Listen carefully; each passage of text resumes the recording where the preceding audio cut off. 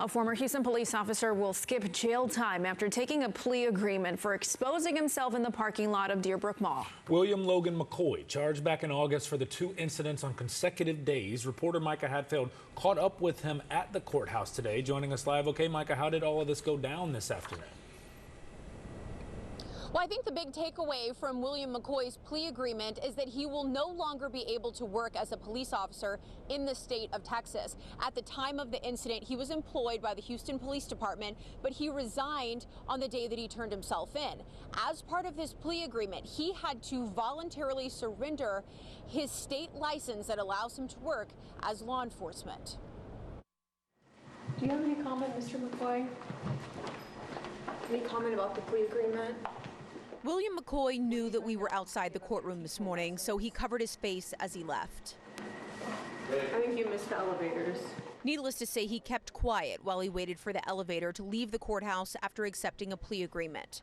Last August, 2 women reported to police on back-to-back days that a man, later identified as McCoy, approached them in the parking lot of the Deerbrook Mall and exposed and pleasured himself. Court records say one of the women started honking her horn, and the 26-year-old shrugged his shoulders as a gesture as if to say what, and then walked to his car.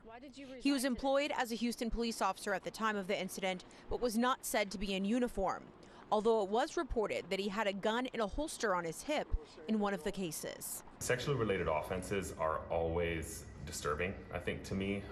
They scare me. McCoy was hit with 3 charges. One was a felony because in one instance, the woman says a child wearing footed pajamas was in a car seat in the back seat of his car, but his indecency with a child case was dismissed.